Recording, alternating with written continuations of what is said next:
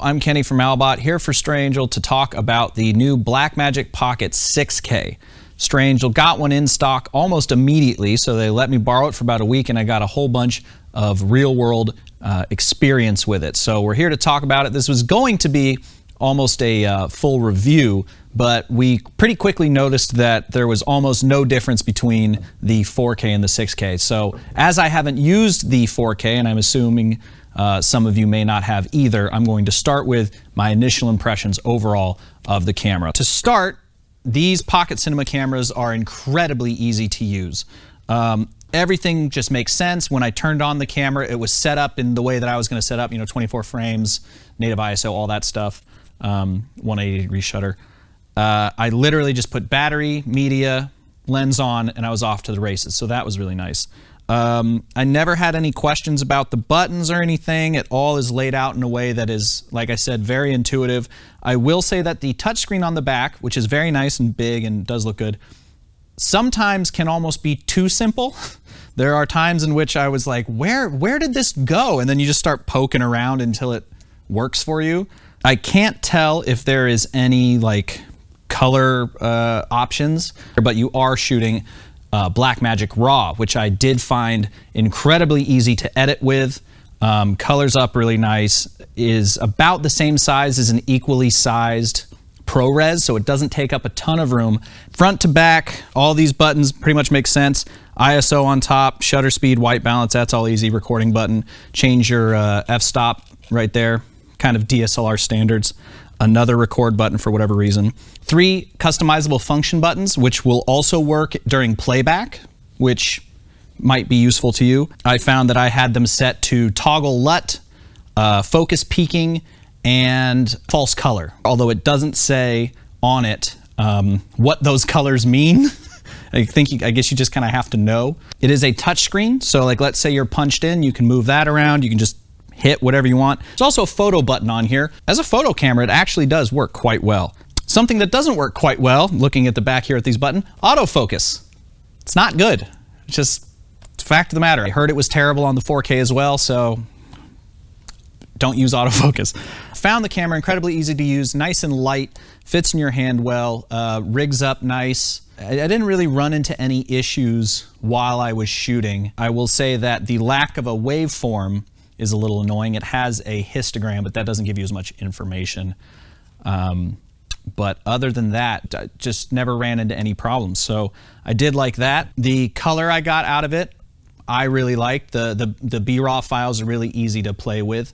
You can only do that in Resolve. So if you're Premiere only, that will become an issue. But when you buy one of these cameras, you do get a copy of Resolve Studio for free. So that's something to think about. Some of the footage we shot, as you can see, is daylight. Some of it's nighttime, some of it's indoors, some of it's outdoors. I wasn't being too precious about my shots. I kind of just chucked the exposure in the middle and dealt with it where it was. I was shooting 6K at 8:1 compression and never hit any too hot peaks or too dark darks. Just kind of worked.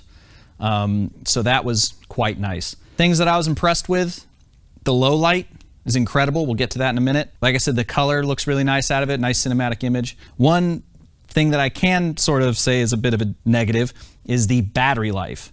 A lot of people were asking, the 4K had bad battery life. What's it like on the 6K? It's not good. I did a test. I just ran the camera recording. The camera lasted for 50 minutes. The 256 gigabyte CFast card filled up in 43 minutes. So you will finish the card before you finish the battery if you're recording nonstop. So it is my recommendation that you use the 12-volt power adapter on the side with like your standard cinema battery, your V-Lock, your gold mount, whatever, D-tap situation. That's going to be kind of where you want to go. So the big question that everyone has is what are the differences between the 6K and the 4K? Now, we'll have a video for you covering that footage-wise a little bit later, but the main thing is really they're the same camera. The only differences are obviously Super 35 sensor, EF mount, and your shooting modes. Other than that, they're the same. So to start, Super 35 sensor. Standard almost across the board in terms of cinema, like that's Super 35 film is where the name comes from. People have made EF mount lenses for years now, so it's a great standard to buy into just because it's so prolific. In terms of the sensor itself, it gives you basically just more resolution. You get more Ks. Now, you're not going to be delivering in 6K, at least not today. You might not even be delivering in 4K, honestly. A lot of people are still delivering in 1080. Blu-rays are 1080, surprisingly enough. There's more 4K content on the web than in any Blu-ray, except for the 4K Blu-rays, obviously. The thing that extra resolution gets you these days is obviously the standard refrain, reframing and stabilization, although extra resolution is not a magic bullet against stabilizing. You know, if your stabilizer gets wobbly, warp stabilizer or whatever, the one in DaVinci, no resolution in the world is going to help you. But reframing is a thing. You know, if you set the frame guides for like a 5K or 4K extract, you've got a lot of look around room like Fincher does, so that is nice. The other thing that'll happen is let's say you're just shooting 6K for a 6K, you know, a full frame. When you down res to 4K or even 1080, grids of pixels get averaged into 1 pixel. So if you do have sensor noise in your image, as you down res, that will be averaged out and you will get a much sharper, cleaner image. So there is that. If you're shooting 6K on the Blackmagic there and 4K on this Blackmagic and display them both at 4K, that will look better. Probably, likely, theoretically. So one similarity between the 6K and the 4K is the dual native ISO between 400 and 3200. Now, like I said, I had never used the 4K, so I don't know what that looks like here, but here I can demonstrate what the difference is. Showing you this example footage here, I was in downtown shooting at night, ISO 3200, probably at like an f1.8, I can't quite remember, but this footage looks great. The strobing that you're seeing is because sometimes I was shooting at 48 frames for a little bit of slow-mo. And the strobing here is from the candle behind this beer glass. So that's just the flicker of the candle. As you can see, it looks great. I mean, like really good, especially for just running around shooting at night. To demonstrate more, let's say academically, I can show you right now we're shooting at ISO 400 at an f5.6, and that's what these lights are set up for. But if we set the lights for 3200 ISO, looks pretty dark, right? This would never work. This is bad. But if we hit 32 ISO on the camera, look at that. You hit it, right? It's nighttime in here. And this footage looks great. And like I said, it might be a little bit noisy, but again, it's not fixed pattern. So it is moving around like a sort of a film grain sort of thing. And as you down res, you will lose a lot of that. So that's good. I am thoroughly impressed with the low light on this camera. So we'll go back to 400 and we will brighten up the lights again and continue onward. Shooting modes. This kind of ties into what we were saying about the EF mount. There's a lot of EF lenses out there, and on the camera you get to decide if you want to shoot 6K or 4K or 2K or whatever, and that's lovely. But what a lot of EF mount bodies don't have is an anamorphic mode, which we are shooting in, using the Atlas Orion anamorphics. Now here's something interesting that we found out. This camera, being EF mount, with the anamorphic Atlas Orions being EF mount, puts it in this interesting little category where as a package, that can be very attractive.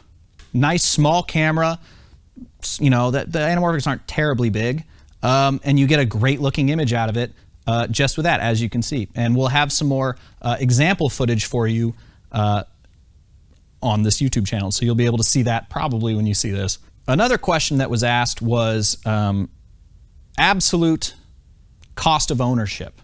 Like how much, you know, the camera body's $2,500, but how much is everything else around it? The rig that I was running involved like a half cage, a battery plate, so a cable to connect that. I was shooting on CFast cards. I was running a Steadicam Air, but happily, you can just run this camera, like I said earlier, lens, battery, media, you're done. Technically, that's all you need. Obviously, your audio might suffer, but technically, that is all you need. So I found a recommended CFast card from Blackmagic that cost $150. So for $150, you get 40 minutes of record time, 43-ish, about at 6K, 8:1 B-raw. So that's, I mean, 2,500 plus, let's say you get that Sigma 18 to 35, that's another $600 plus the recording media 150. So you're looking at 3,200-ish, okay? If you wanted to rig it out completely, page, T5, cinema batteries, battery plate, variable ND filter, you're teetering more into the like 5,000–6,000 range. Yeah, so about that. Come to find out, the Blackmagic Pocket 6K is actually incredibly infrared sensitive. Later in the day after we shot this review, we had gone out and shot some footage with the Atlas Orions, and we were going to show you what they looked like wide open versus stop down to show you the characteristics of the lenses, and you can actually watch that video on this channel. But what we didn't notice until we got back and reviewed the footage was that my blue shirt that you can see here had gone completely red when using traditional NDs. So to show you kind of what's wrong here, here is some footage that we shot with the Arri Alexa and the C100 going through various ND strengths and types like infrared NDs and full spectrum NDs to show that this is actually unique to the Blackmagic compared to other cameras. Like I said earlier in this video, I love the image that comes out of this thing, but you know, the colors could almost be considered pleasing but not fully accurate. I'm noticing in the sort of green yellowish areas. Just looking at these, you can see it's kind of a sensor issue. So the variable ND that I just mentioned probably wouldn't be a good idea unless you have tested it against infrared pollution. So we thought that was important to bring up and maybe give you a little tidbit about NDs. So there you go. This also sort of marks the end of the review. So if you have any questions, please feel free to leave them in the comments. There is an accompanying article to this video on provideocoalition.com, which you can check out. There will be a link to that in the description when it comes out. And I hope this video was informative and somewhat entertaining. So thank you for watching, and you will see us next time.